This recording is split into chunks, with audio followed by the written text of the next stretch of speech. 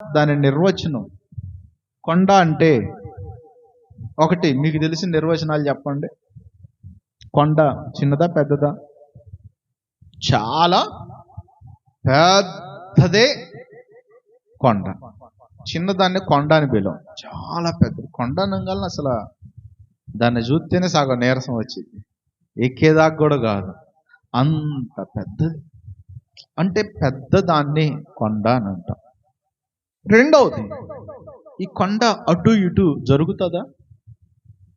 దాని చుట్టూ నువ్వు తిరగాలి తప్ప అది మాత్రం కదలదు, స్థిరంగా ఉంటుంది. కొండ ఒకటి పెద్దది, రెండు స్థిరమైనది. నా వైపు చూడాలి, వినాలి జాగ్రత్తగా. మూడోది, కొండ చాలా బలమైనది.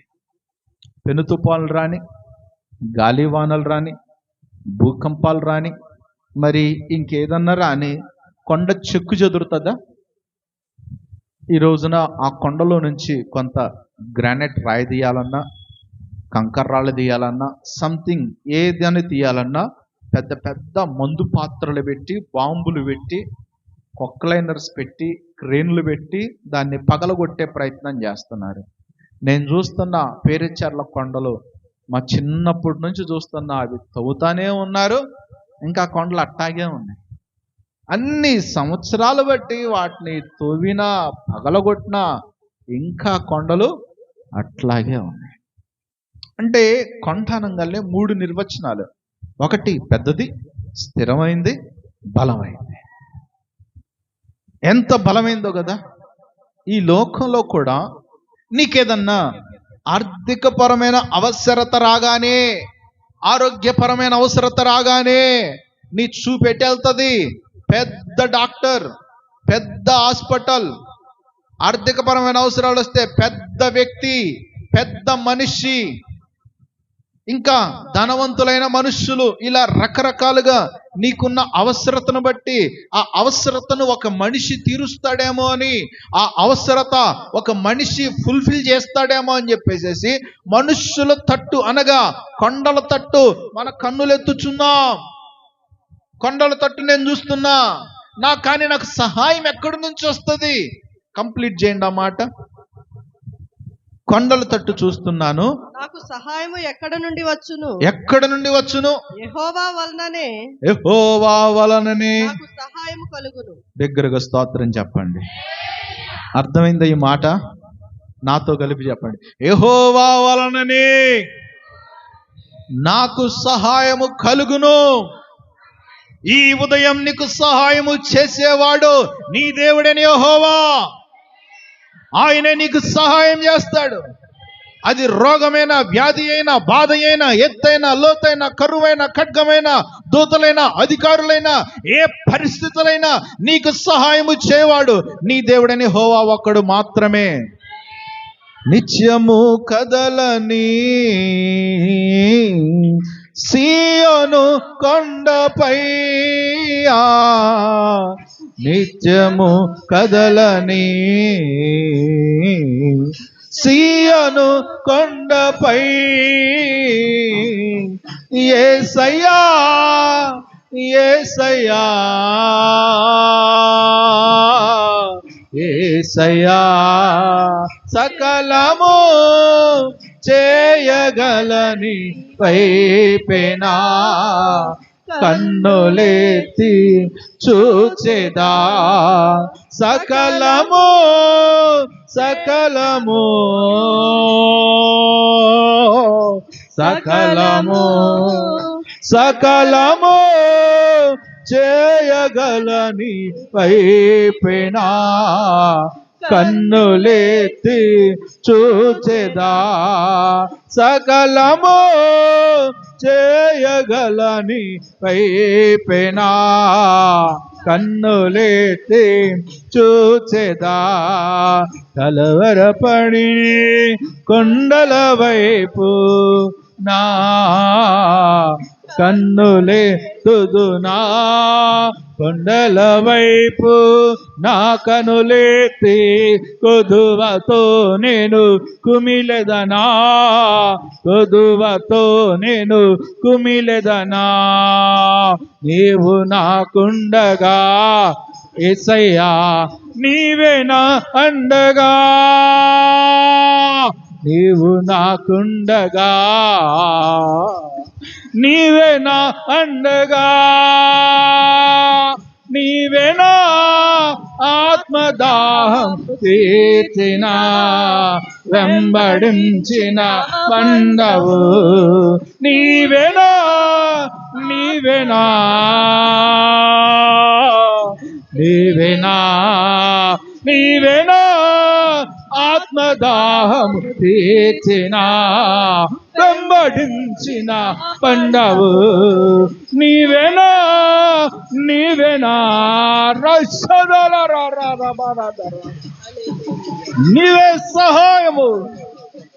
Glory glory. సకలము చేయగలని అయిపోయినా కన్నులెత్తి చూచెదా. సో ఈ ఉదయం జ్ఞాపకం చేసుకోండి, ఆయన నీ విషయంలో సకలము చేయగలిగిన సమర్థుడండి. ఇదిగో ఈ విషయం చేత కాదు, ఈ విషయం నా వల్ల కాదు, దీనికోసం నువ్వు ఇంకో చోటకెళ్ళు. నీ రోగమా నా వల్ల కాదు, నీ అప్పులా నా వల్ల కాదు, నీ కుటుంబ సమస్యలా నా వల్ల కాదు, భార్యాభర్తల సమస్యలా నా వల్ల కాదు, కోర్టు తగాదలా నా వల్ల కాదు, ఇంకేదో నా వల్ల కాదు అనే దేవుడు కాదు. సకలము చేయగలిగిన సమర్థుడు ఆయన, సకలం చేస్తాడు. సో కీర్తనకారుడు కొండల తట్టు చూసా నాకు సహాయం అయ్యేది అంటే, గొప్పవారి తట్టు చూసా సహాయం లభించలా, ధనవంతుల తట్టు చూసా సహాయం లభించలా, బలవంతుల తట్టు చూసా సహాయం లభించలా, అధికారుల తట్టు చూసా సహాయం లభించలా. యేసయ్యా నీ వైపు చూస్తున్నా, నాకు సహాయకుడవు నీవే అని ఎందరు విశ్వసిస్తారో వారికి ప్రభు తప్పక సహాయము చేస్తాడండి, సహాయం చేస్తాడు. ఆయన చేతులు సాయం చేసే చేతులు, నీ కొరకు గాయపడిన చేతులు, నీ కొరకు గాయపడిన చేతులు, నలకొట్టబడిన చేతులు సహాయం చేయలేవా? నేను లేవనెత్తలేవా? పట్టుకోలేవా? దర్శించలేవా? ఆదరించలేవా? కౌగిలించలేవా? నీ కన్నీరు తొడవలేవా? సో దేవాతి దేవుడు తప్పక నిన్ను పట్టుకుంటాడు. కనుక విశ్వసించండి ఆ విషయం. అయ్యా నీవే నాకు సహాయము చేస్తావు. కొండల దట్టు చూసా నాకు సహాయం లేదు, నాకు సహాయకుడవు నీ వలననే నాకు సహాయము. కనుక ఈ ఉదయం నేను చెప్తున్నాను, మీ దృష్టి అంతా ఏ తట్టు తిప్పాలి? దేవుని తట్టు. మీ దృష్టి అంతా కూడా మీ దేవుని తట్టు తిప్పినట్లయితే తప్పక ఆయన మీకు సహాయము చేస్తాడు. పరిశుద్ధ గ్రంథాలు మీ అందరికీ తెలిసినటువంటి ఒక సంఘటన, చిన్న మాట మీకు జ్ఞాపకం చేస్తాను. అపోస్తుల కార్యం 3వ అధ్యాయం అంతా మీరు ధ్యానిస్తే, పగలు ప్రార్థనా సమయమైన 3 గంటలకు ఇంచుమించు శృంగారమును దేవాలయము యొద్ద పుట్టకతో కుంటివాడైన వాడు భిక్షమెత్తుకుంటూ ఉన్నాడు. అదే సమయానికి పేతురు యోహానులు గుడి మెట్లు ఎక్కి వెళ్తూ ఉండగా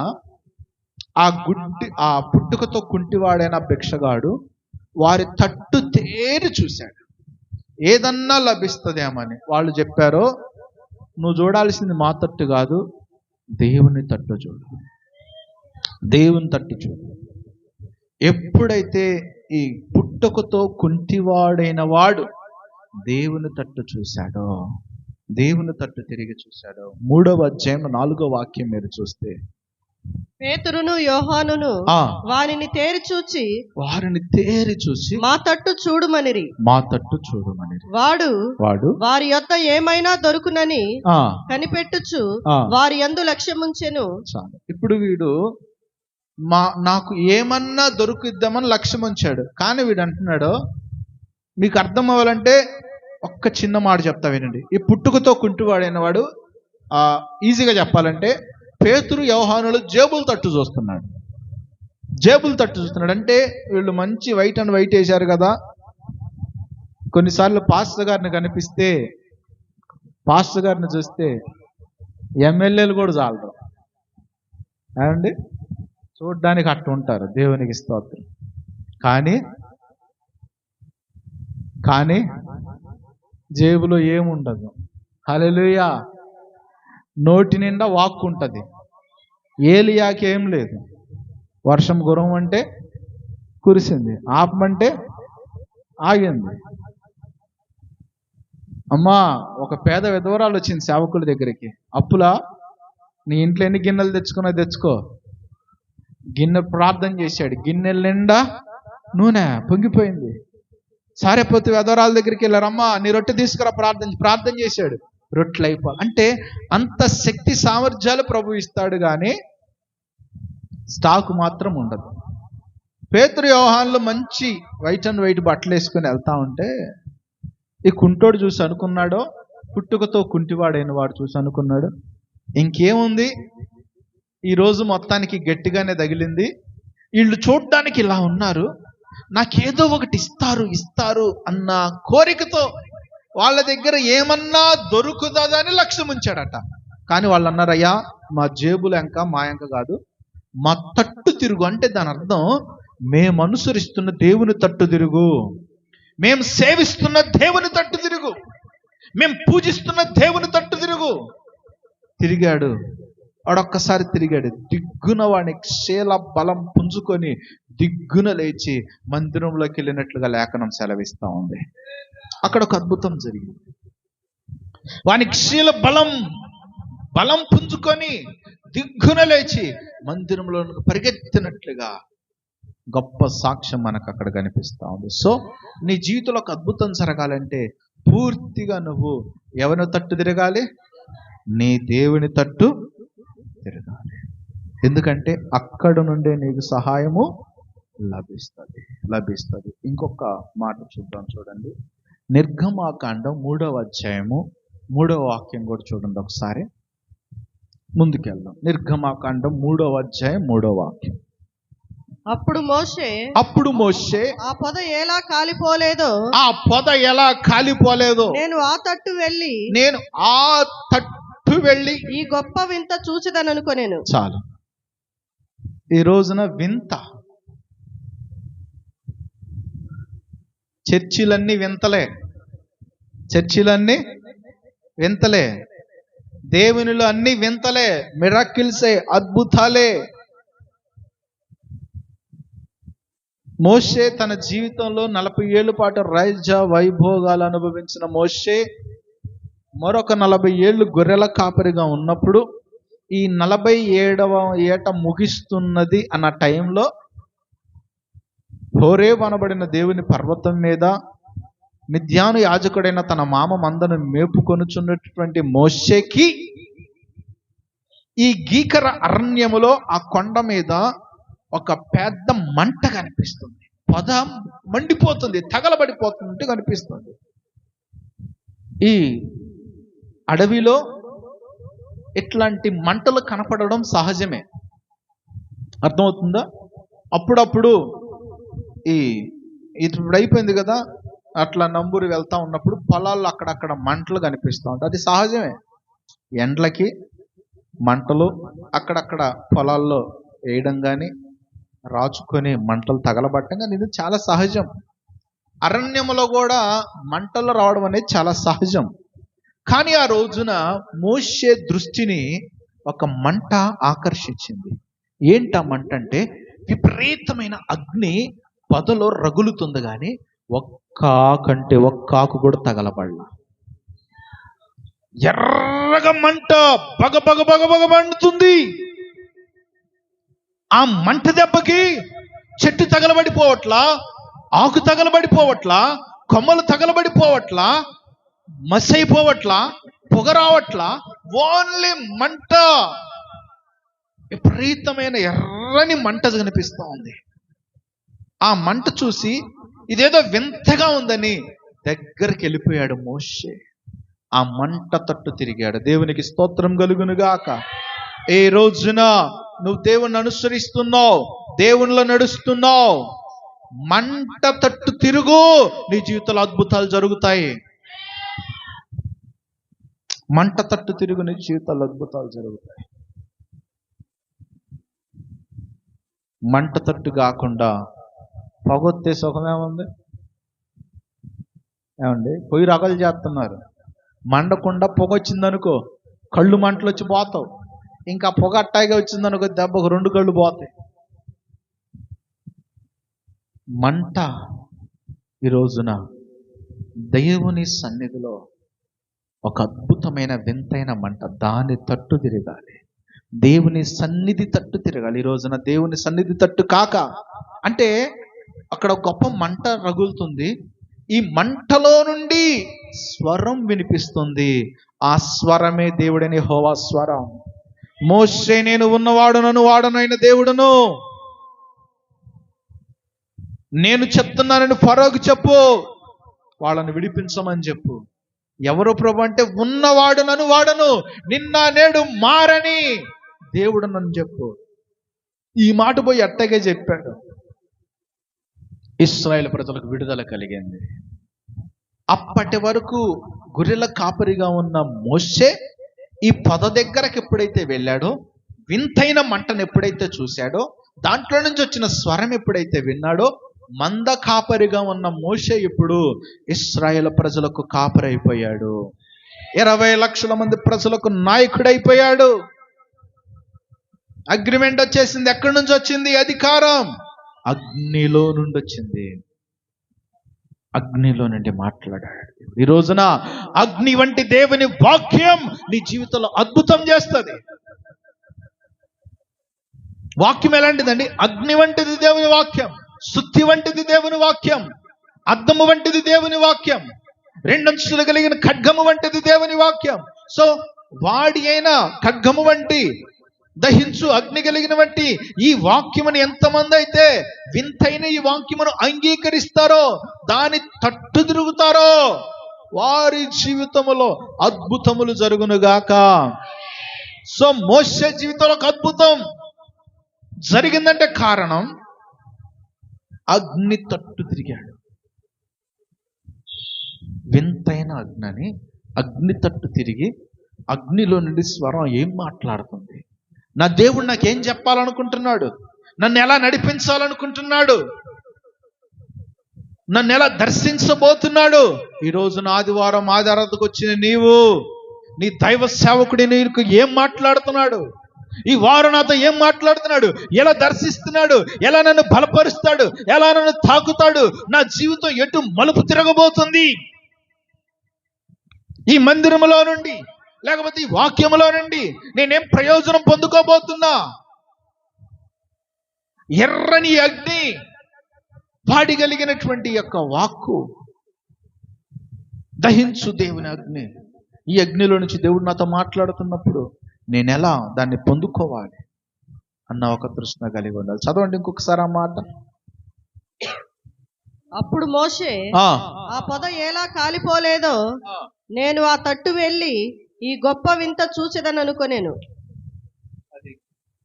నేను ఆ తట్టు వెళ్తా. పొద ఎక్కడైతే రగులుతుందో ఆ తట్టు వెళ్ళి అది చూసి, దానిని చూచుటకు అతడు ఆ తట్టు వచ్చుట యెహోవా చూచెను. చాలండి. నువ్వు మందిరంలోకి రావడం నీ దేవుడైన యెహోవా చూస్తున్నాడు లేదా? నీ ఇంటి దగ్గర నుంచి ఎంత భారభరితమైన హృదయంతో నువ్వు వస్తున్నావో నీ దేవుడు చూస్తున్నాడు. ఎంత కన్నీటితో వస్తున్నావో నీ దేవుడు చూస్తున్నాడు. ఎంత వేదనతో వస్తున్నావు నీ దేవుడు చూస్తున్నాడు. లేదా ఎంత సంతోషంతో వస్తున్నావో దేవుడు చూస్తున్నాడు. ఎంత విసుగుదలతో వస్తున్నావో దేవుడు చూస్తున్నాడు. సో నీ గురి గమ్యం ఏంటంటే దేవుని అగ్ని.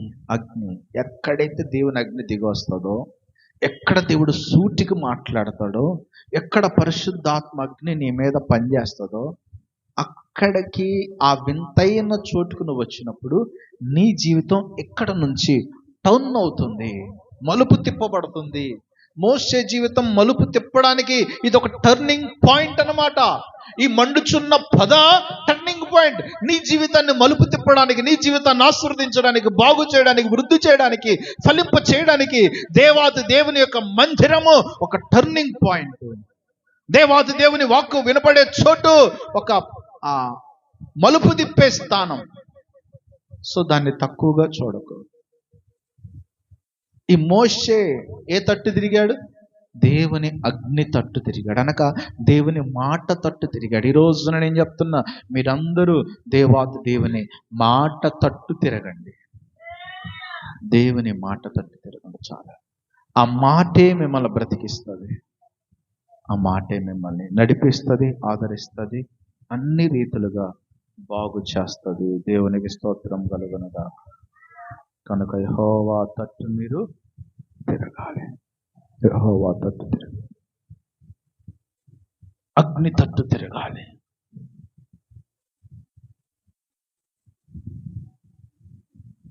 కానీ నేటి విశ్వాసులు అగ్ని తట్టు కాక, దేవుని తట్టు కాక వేటి తట్టు తిరుగుతున్నారో తెలుసా?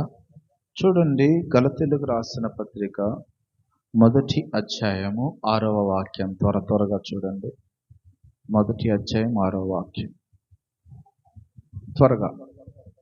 1:6. గలతీయులకు రాసిన పత్రిక. క్రీస్తు కృపను బట్టి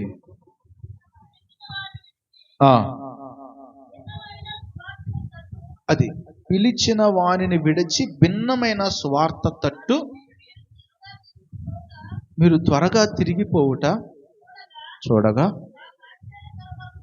నాకు ఆశ్చర్యకరమగుచున్నది. చాలా అంటే, ఇప్పుడు క్రీస్తు మిమ్మల్ని పిలిచాడు, ఈ సువార్త కాక వేరొక సువార్త తట్టు మీరు తిరుగుతున్నారు. అది నాకు బాధ కలిగిస్తుంది.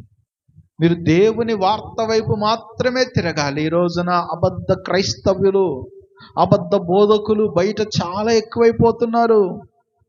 వారి తట్టు తిరగండి, దయచేసి దేవుని తట్టు తిరగండి. భిన్నమైన సువార్త ఒకటే, క్రీస్తు జననం, మరణం, పునరుద్ధానం. ఇదంతా శుభవార్త. ఇది కాక వేరొక వార్త ఎవరైనా చెప్పారా? అది అబద్ధ బోధే. కానీ ఈరోజు దాని తట్టు తిరుగుతున్నారు. ఈరోజు చూడండి, అక్కడక్కడ మోసాలండి, విపరీతమైన మోసాలు జరుగుతూ ఉన్నాయి. కనుక మీ ఇళ్ళకు కూడా ఎవరిని పడితే వారిని ఆహ్వానించకండి, ఎవరిని పడితే వాళ్ళని రానివ్వకండి. కొంతమంది సంచులేసుకొని, బ్యాగులేసుకొని ఇళ్ళ చుట్టూ తిరుగుతూ ఉంటారు. వారికి ఒక సంఘం ఉండదు, ఒక కాపరు ఉండడు. సువార్త అంటే నలుగురికి నువ్వు సువార్త చెప్పు. మందిరానికి వెళ్ళే గృహాలకు కాదు, మందిరానికి వెళ్ళని గృహాలకు వెళ్ళి అమ్మా దేవుని నమ్ముకోండమ్మని చెప్పు వాళ్ళకి సువార్త. అది కాకుండా వీళ్ళొచ్చి వేరొక సువార్త అంట వస్తారు, లేనిపోయిన డౌట్లు పెడతారు. మీ ఇంటికి వచ్చి వాక్యంలో నుండి పిచ్చి పిచ్చి డౌట్లు పెడతాడు. కయ్యనికి భార్య ఎక్కడదే? కయ్యని చెల్లి నేనంటగా పెళ్లి చేసుకుంది, నీకు తెలుసా? మీ పాస్టర్ గారికి తెలుసా?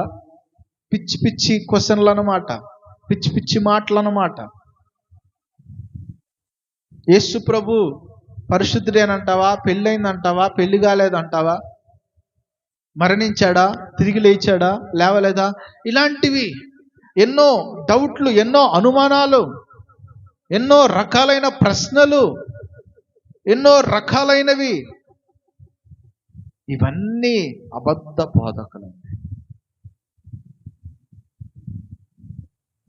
భిన్నమైన సువార్త తట్టు మీరు ఇంత త్వరగా తిరిగారేంటి?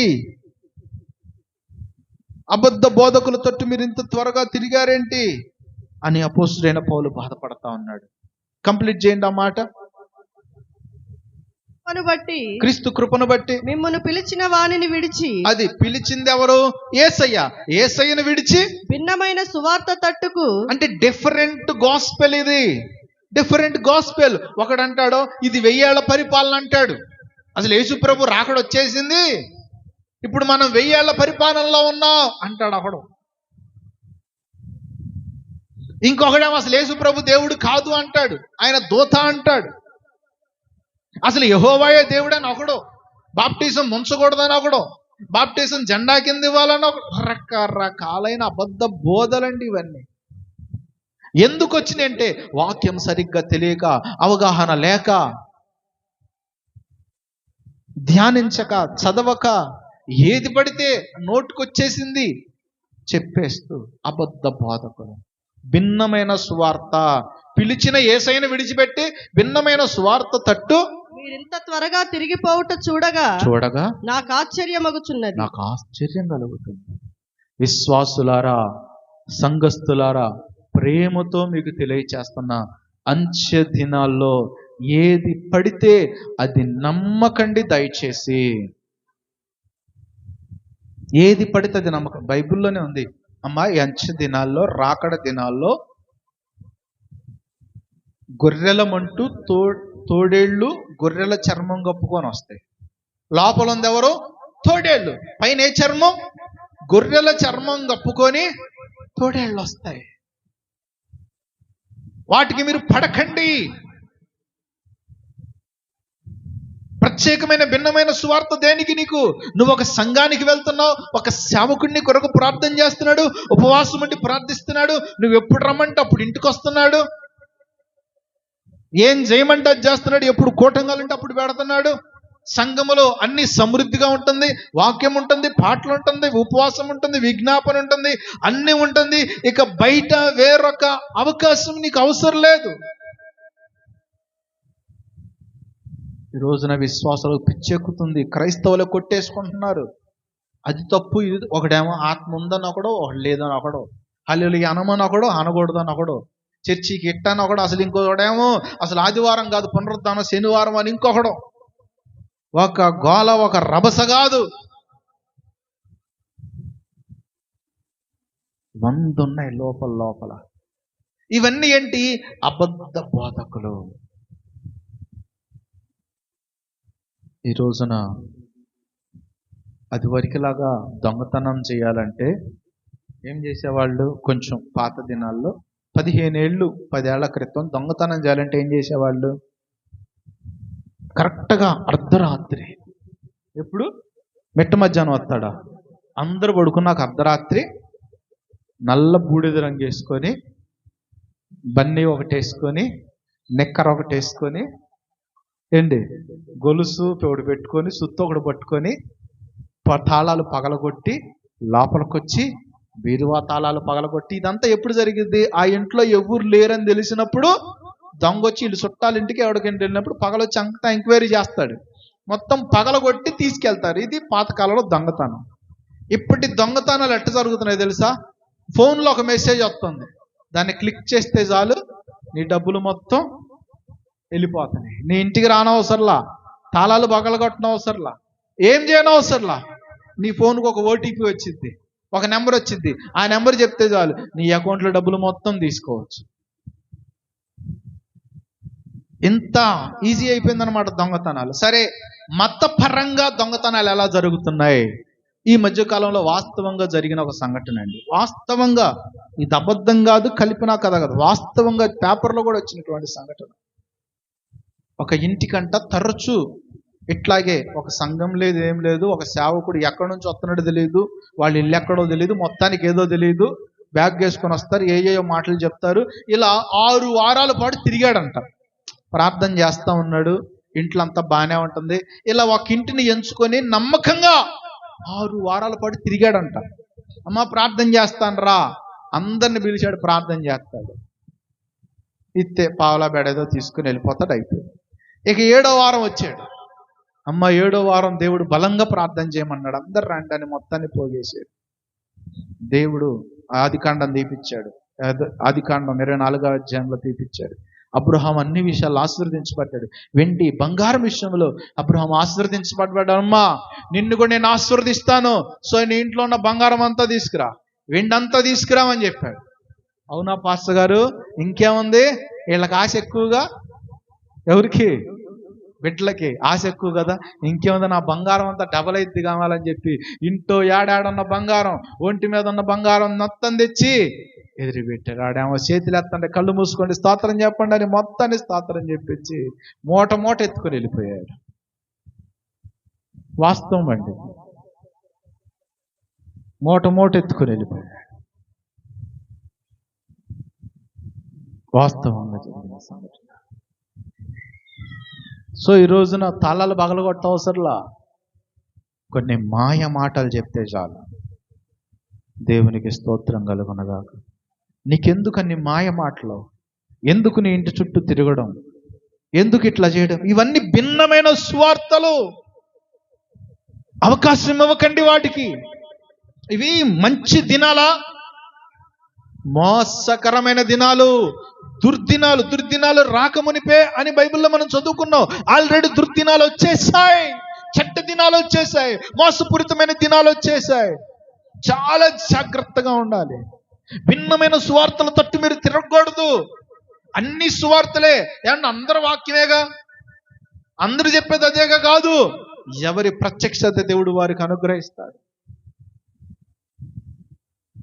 ఏది పడితే అది మీరు మనసులో చేర్చుకోకండి దయచేసి.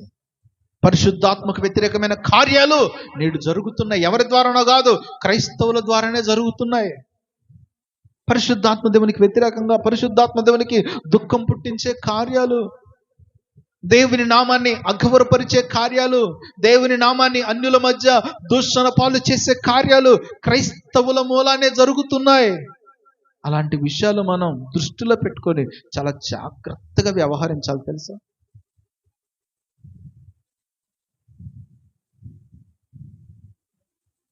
ఇక్కడ నేను చెప్పే వాక్యమైన గుడ్డిగా మీరు నమ్మొద్దు. రాసుకోండి, ఇంటికి పోయి ఒకసారి చదవండి. ఏంది పాస్టర్ గారు వాళ్ళు చెప్పారు ఉందా లేదా ప్యారలర్ చేసుకొని చదవండి. ఒకసారి రెఫరెన్స్లన్నీ తీయండి, ఇంటికి వెళ్ళి మళ్ళా చదవండి. తప్పదు, పరీక్ష చేసుకోవాలి వాక్యాన్ని పరిశీలన చేయాలండి, అర్థం చేసుకోవాలి, ఇంకా లోతుగా నేర్చుకోవాలి.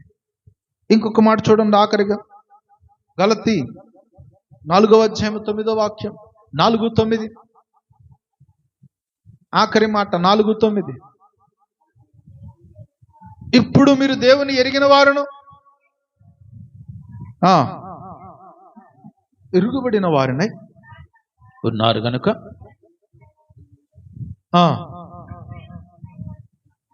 బలహీనమైనవియును నిష్ప్రయోజనమైనవిను మూల పాఠముల తట్టు మరలా మీరు తిరగనేలా. మూల పాఠములు అనగా కింద పుట్టినోట్లు ఏమిచ్చాడు? మూల పాఠముల తట్టు, విడిచిపెట్టిన దాని తట్టు మీరు మరలా తిరగనేలా. ఆచారముల తట్టు. చూడండి, చాలా మంది మందిరానికి వస్తారు, మూల పాఠముల తట్టు మరలా ఏం చేస్తున్నారు? వీళ్ళు తిరుగుతున్నారు. తిరగకూడదు. ఎటు తిరగాలి మనం? నీ దేవుని వైపునకు మాత్రమే తిరగాలి. మూల పాఠముల తట్టు తిరగకూడదు, భిన్నమైన సువార్తల తట్టు తిరగకూడదు. నీ దేవుడైనా మాట్లాడే అగ్ని తట్టు మీరు తిరగాలి. నీ జీవితం మార్చబడుతుంది, ఆశీర్వదించబడుతుంది. అంతేగాని ఏదో గొర్రెల్లాగా ఒక గొర్రె పోయి గోతులో పడంగానే మిగిలిన వెనక మూల గొర్రెలన్నీ కూడా పోయి గోతులో పడటం అలా కాదు. పరిశీలించి పరీక్షించి ఆ మార్గం ఏదో తెలుసుకొని మరీ మనం ముందుకు వెళ్ళాలి. చాలా అపకారమైన దినాల్లో ఉన్నాం, దుర్దినాల్లో ఉన్నాం, చెడ్డ దినాల్లో ఉన్నాం. సమయంను పోనీక సద్వినియోగం, ఎలా సమయాన్ని పోనీక సద్వినియోగం చేసుకోవాలి?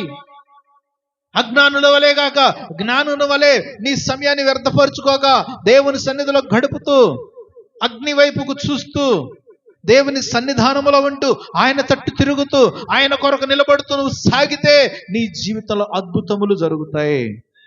అంతేగాని లోకంలో ఎట్లా పడితే అట్లా ఉంటే గనక మన జీవితంలో అద్భుతాలు ఏమాత్రం జరగవు. ఒక చిన్న మాట, ఒక్క మాట చదువుకొని మనం ప్రార్థన చేసుకుందాం. మూల పాఠముల తట్టు, విడిచిపెట్టిన వాటి తట్టు ఎట్లా తిరుగుతున్నారు? ఏం జరుగుతుంది? లేవియాకాండం 19వ అధ్యాయము 4వ వాక్యం, ఒక్క మాట చూడండి. లేవియాకాండం 19వ అధ్యాయము 4వ వాక్యం, 19:4.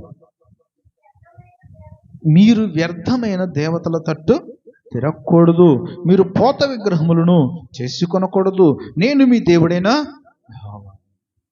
మూల పాఠముల తట్టు అంటే విడిచిపెట్టిన దానిని తట్టు. విసర్జించిన దాన్ని తట్టు తిరగకూడదు మనం.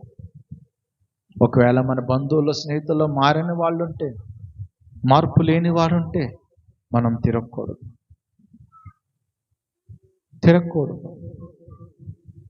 ఒకసారి 2 సార్లు 3సారి వాళ్ళకేసుకొచ్చేసి మా చుట్టాల్లో కానీ బంధువుల్లో కానీ చాలామంది మాకు అసలు పిలుపులు చెప్పడమే మానేశారు. దినాలకు కానీ ఇంకా కొన్ని కార్యక్రమాలకు కానీ. ఇంకా మా చుట్టాలు ఎవరో పూర్తిగా కూడా తెలియదు. మనకు అనవసరం ఆ వ్యర్థ ఆచారాలు, అవి విగ్రహారాధన సంబంధించిన అవన్నీ వ్యర్థం అనుకున్నాం. ఇంకంతే, చాలా మటుకు దూరంగానే ఉండాలి. మరలా వాటి తట్టు తిరగకూడదు. కొండల తట్టు కాక, ఆచారముల తట్టు కాక, భిన్నమైన స్వార్థ తట్టు కాక, మరలా పోత విగ్రహముల తట్టు కాక, నీ దేవుడిని యెహోవా తట్టు మాత్రమే నీవు తిరగాలి. దేవునికి స్తోత్రం కలుగునుగాక. ఒకవేళ ఆ తట్టు తిరిగితే కింద మాటలు మీరు చూస్తే చాలా భయంకరంగా ఉంటాయండి. సో పేత విగ్రహములు తట్టు లేదా విగ్రహములు తట్టు వాళ్ళు తిరిగితే ఏమవుతుంది ఏంటనే కింద వచనాలన్నీ కూడా మీరు ఇంటికి వెళ్ళి చదువుకోండి. ఆ మాటను మీరు అండర్లైన్ చేసుకోండి. లేవియాకాండం 19వ అధ్యాయం ఆఖరి మాట మీరు అండర్లైన్ చేసుకోండి, చక్కగా చదవండి. ఇంకొక చిన్న మాట చదువుకొని ప్రార్థన చేద్దాం. యెహోషువ గ్రంథం 8వ అధ్యాయము 15వ వాక్యం. 8:15 త్వరగా చూడండి ఒక్క మాట. 8:15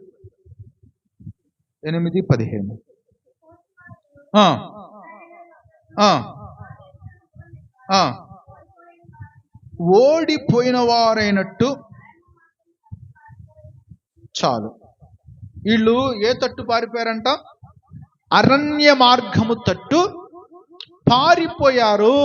ఈ ఒక్క మాట వినండి. ఈ సమయంలో దేవుని సన్నిధిలో ఉన్న మీరు, మీ అక్కరలో మీకు సహాయం లభించాలంటే మీరందరూ ఎవరి తట్టు తిరగాలి? మూలపాఠముల తట్ట కాదు, కొండల తట్ట, రాళ్ల తట్ట, పోత విగ్రహముల తట్ట, మనుష్యుల తట్ట, భిన్నమైన సువార్త తట్ట, ఈ పాస్టర్ కాకపోతే ఇంకో పాస్టర్, ఇంకో పాస్టర్ కాకపోతే ఇంకో పాస్టర్, అలా వాళ్ళ తట్ట లేదు. నీ దేవుడైన యెహోవా వైపునకే తిరగాలి. అప్పుడు నీకు సహాయం. ఇక ఆఖరి మాట ఏంటంటే, ఇక్కడ యెహోషువ నాయకత్వములో, తన నాయకత్వములో దేవుడు హాయి అన్న చిన్న ఊరు, హాయి అన్న మాటకు అర్థం కుప్ప. ఆ చిన్న కుప్ప పెద్ద కుప్ప కానీ హాయి అన్న మాటకు అర్థం కుప్ప. అంటే హాయి చాలా చిన్న గ్రామం, చిన్న పట్టణం. దీని మీద ఇశ్రాయేలు ప్రజలకు దేవుడు విజయం ఇస్తానన్నాడు. ఎట్లా ఇస్తానంటే, ఇదిగో ఈ హాయి పట్టణాన్ని నీకు అప్పగిస్తానన్నాడు. ఇంకేముందో దేవుడు అప్పగిస్తాడు అని చెప్పి దేవుడి వైపు చూడకుండా ఇష్టం వచ్చినట్లుగా పోయారు. ఉత్తరం తట్టు తూర్పు తట్టు వ్యాపించి ఇంకా పట్టణాన్ని స్వాధీనపరుచుకోవడానికి వీళ్ళు వెళ్ళారు. కానీ ఈ హాయి పట్టణం చాలా చిన్నదని వాళ్ళు గమనించి ఈ హాయి పట్టణాన్ని హాయిగా జయించుకోవచ్చని వాళ్ళు వెళ్ళారు. కానీ హాయి పట్టణములో ఉన్న చిన్నలు పెద్దలు ఒక్కడ కూడా తరమకుండా ఉండలేదు అంట ఇశ్రాయేలు ప్రజల్ని. ఆ పట్టణంలో కడుగు పెట్టారో లేదో అందరూ తరిమి కొట్టారు ఇశ్రాయేలు ప్రజల్ని. వినండి ఈ మాట. అదంతా చదివే టైం లేదు కానీ ఇంటికి వెళ్ళి మొత్తం చదువుకోండి. నేను చెప్పిన సారాంశం అంత ఉంటుంది. హాయి పట్టణంలోకి వీళ్ళు ఎప్పుడైతే వెళ్ళారో ఓవర్ కాన్ఫిడెన్స్తో, ఇంకేముంది మాకు అయిపోతుంది, మేము జయిస్తామని ఎప్పుడైతే వెళ్ళారో, హాయి పట్టణంలో ఉన్న చిన్నోళ్ళు పెద్దోళ్ళు ఒక్కడు కూడా తరమకుండా ఉండాలంటే అందరూ తరిమి కొట్టారు ఇశ్రాయేలు ప్రజలను. తరిమి కొట్టినప్పుడు వీళ్ళు ఏం చేశారు తెలుసా? అరణ్యము తట్టు వెళ్ళిపోయారట. ఇప్పుడు దేవుడేమో హాయి మీద విజయం ఇస్తానన్నాడు. వీళ్ళు ఏం చేయాలి? మోకరించి, దేవా నీ విజయం ఇస్తానన్నావుగా, విజయం దయచేయని దేవుడిని అడగాల వద్దా? అడగకుండా ఎటుపోయారు? అరణ్యము తట్టుపోయారు. అనగా అరణ్యం అనగా లోకము. ఈ రోజున నీ విశ్వాస జీవితంలో చిన్న శోధన వచ్చింది, చిన్న బలహీనత వచ్చింది, చిన్న రుణం ఇబ్బంది పడుతుంది, కొంత సమస్య నువ్వు తాళలేకపోతున్నావు. మోకరించు, ప్రార్థన చేయి. ఎందుకు ప్రభువా విజయం ఇస్తానన్నావుగా, ఇవ్వయ్యా, నన్ను లేపు, బాగు చేయి, నా ఎడల కార్యం జరిగించని దేవుళ్ళు అడగాల్సింది పోయి ఇశ్రాయేలు ప్రజలు గాని ముడుచుకొని అరణ్యము తట్టు పారిపోయినట్లుగా లోకములోకి పారిపోకూడదు. ఎదిరించాలి. ఎందుకంటే ఆయన నీకు సాధారణంగా లేదు. నీ చేతులకు యుద్ధమును, నీ వేళ్లకు పోరాటమును నీ దేవుడు నేర్పాడా లేదా? నిలబడి సాధన వచ్చిందంటే దానికోసం ప్రార్థించు, మోకరించు. కావాలంటే ఒకరోజు ఉపవాసం ఉండు. నీ సేవకుడికి చెప్పు, నీ పక్షముగా నీ సేవకుడు ఉపవాసం ఉంటాడు, ప్రార్థన చేస్తాడు. అంతేగాని సమస్యకు పారిపోక ఇశ్రాయేలు ప్రజలు ఏం చేశారు తెలుసా? అరణ్యము తట్టు పారిపోతున్నారట. హాయి అనబడి పెద్ద పెద్ద ఎరుకో లాంటి ఊర్లు జయించారు, కానాను లాంటి దేశాన్ని జయించారు, ఎరుకో లాంటి కోటగోడలు జయించారు. దేని ముందు సతికిలబడ్డారు వీళ్ళు? హాయి అనబడిన చిన్న ప్రాంతం ముందు సతికిలబడ్డారు. వాగ్దానమును మరచిపోయి, దేవుని శక్తిని మర్చిపోయి అరణ్యం, అబ్బో ఇంకా మనం పారిపోవాలి, అందరూ మనల్ని తరిమేస్తున్నారని చెప్పి అరణ్యం తట్టు వీళ్ళు పరిగెడుతున్నారు. దేవుడు వారిని ఆపాడు. మీరు అరణ్యం తట్టు కాదు పరిగెత్తాల్సింది, నా తట్టు తిరిగి నన్ను అడిగితే విజయం నీకు ఇవ్వనా? వీళ్ళు ఇక మధ్యలో ఆగి దేవుని తట్టు తిరిగి ప్రార్థించడం ప్రారంభించారు. దేవుడు హాయి మీద గొప్ప విజయాన్ని ఇచ్చేశాడు. ఈ రోజున లోకం తట్టు తిరిగి పారిపోవడం కాదు, ఈ రోజున దేవునిలోకి వచ్చామంటే చచ్చిన మరలా లోకం తట్టు తిరగమాక, భయపడమాకు. సమస్యలకి, శోధనలకి, ఇరుకులకి, ఇబ్బందులకి, వ్యాధులకు, బాధలకి భయపడి వాటి తట్టు తిరగమాకు. లోకం తట్టు తిరగమాకు, అరణ్యము తట్టు తిరగమాకు. తిరగకు వాటి తట్టు, నిలబడు, యెహోవా తట్టు తిరుగు. ఆయన నీకు సహాయం చేస్తాడు, ఆయన నీకు విజయం ఇస్తాడు. ఇశ్రాయేలు ప్రజలకు హాయి పట్టణం విషయంలో దేవుడి విజయాన్ని ఇచ్చాడు. మరలా ఆయన తట్టు తిరిగినప్పుడు, కానీ వీళ్ళు అరణ్యము తట్టు తిరిగి పారిపోయినప్పుడు పారిపోయినట్టుగానే ఉన్నారు. చిన్న పిల్లడు కూడా వాడిని బెదిరించి పారిపోజేశాడు. ఆ కింద మాటలు మీరు చదివితే ఒక్కడు కూడా వాడిని తరమకుండా ఉండలేదంట. అందరూ తరిమారు ఇశ్రాయేలు ప్రజల్ని. కానీ ఎప్పుడైతే దేవుని సన్నిధిలో మోకరించి ఆయన తట్టు తిరిగారో గొప్ప విజయం, గొప్ప ఆనందం, గొప్ప సంతోషం, గొప్ప సహాయం హాయి ప్రజల విషయములో ఇశ్రాయేలు ప్రజలకు దేవుడు కలిగించినట్లుగా నీ విషయములో దేవుడు కలిగించును గాక. తల్ల వంచి కళ్ళు మూసుకుంటూ ఒక్క నిమిషం. దేవా, నీ తట్టు తిరిగే భాగ్యం మాకు ప్రసాదించు. నీ తట్టు తిరగాలి.